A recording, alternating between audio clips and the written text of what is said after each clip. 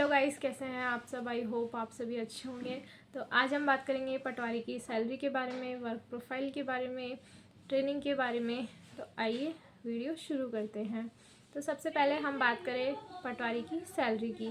तो जो दो ईयर है वो आपका रहेगा फिक्स प्रोबेशन पीरियड। तो इसमें आपको फिक्स पे मिलने वाला है, यानी कि 14,000 के समथिंग आपकी सैलरी होगी, जिसमें से जीपीएफ और आरजीएचएस कटने के बाद में आपको 13,460 रुपये मिलने वाले हैं। ये फ़िक्स अमाउंट आपको पूरे 2 साल तक मिलेगा। और उसके बाद में 2 साल के बाद में आपका होगा फिक्सेशन। उसके बाद में आपका बेसिक पे रहेगा 20,800, और इस बेसिक पे के ऊपर डीए लगेगा, डीए मिलेगा, एचआरए मिलेगा।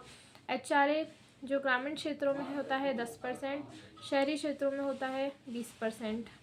तो ये आपको उस अकॉर्डिंग मिल जाएगा। साथ ही आपको काफ़ी सारे अलाउंसेस वगैरह मिलने के बाद में आपकी सैलरी लगभग 30 से 35,000 के बीच में हो जाएगी, तो जो कि एक हैंडसम सैलरी है।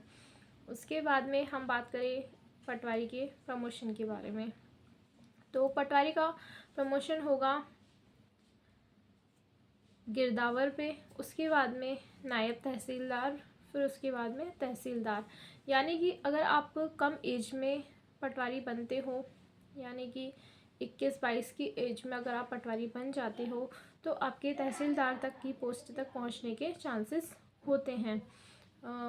वहीं अगर हम बात करें कि अगर आपकी जॉब थोड़ी लेट लगती है, तो आपके तहसीलदार तक जाने के चांसेस कम हो जाते हैं, क्योंकि कुछ सालों बाद में जिस तरह से आपका प्रमोशन होता है, तो उस अकॉर्डिंग ये सब प्रोसेस चलता है। उसके बाद हम बात करें पटवारी की ट्रेनिंग के बारे में। तो राजस्थान में काफ़ी सारे पटवारी स्कूल्स बने हुए हैं, जिसमें कि आपको ट्रेनिंग दी जाती है, जिसमें कि सिखाया जाएगा कि आपको कैसे वर्क करना है। और ये ट्रेनिंग होगी लगभग 6 मंथ्स की। तो हो सकता है कि आपको जॉब लगते ही पहले बुला लिया जाए, या फिर ऐसा भी हो सकता है कि पहले आपको पोस्टिंग दे दी जाए और उसके बाद में बीच में बुला लिया जाए 2 साल के पीरियड के अंदर। क्योंकि हमारा भी जूनियर अकाउंटेंट का ऐसे ही है, अभी हमारी ओटीएस वाली ट्रेनिंग नहीं हुई है, तो हमें 2 साल के अंतराल में कभी भी बुला लिया जाएगा ओटीएस में ट्रेनिंग के लिए। उसके बाद हम बात करें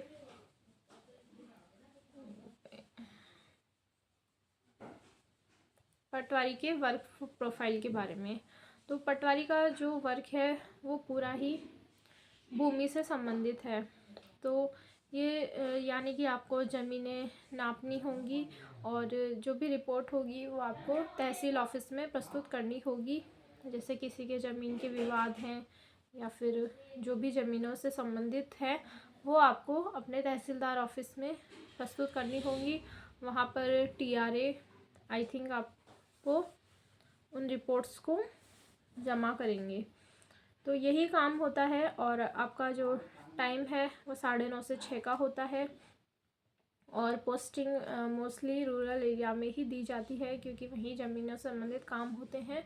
पर अगर आपकी मेरिट अच्छी आती है, तो आपको कुछ ऑफिसेस में भी पोस्टिंग दे दी जाती है सिटी में, क्योंकि कुछ जगह होती है जैसे कलेक्ट्री हो गई, वहाँ पर 1-2 पटवारी की पोस्ट होती है।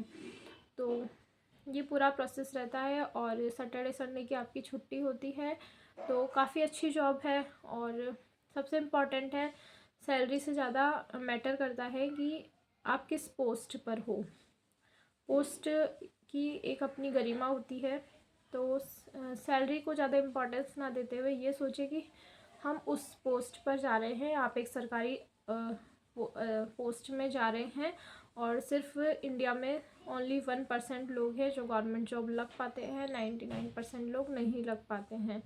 तो आपको उन 1% में आना है, तो मेहनत भी आपकी बहुत होनी चाहिए। और मुझे पता है आप में से लगभग सभी लोगों सिलेक्शन लेंगे, ऐसी मैं उम्मीद करती हूँ। Thank you so much. Channel पर नए हैं, चैनल को ज़रूर सब्सक्राइब करें।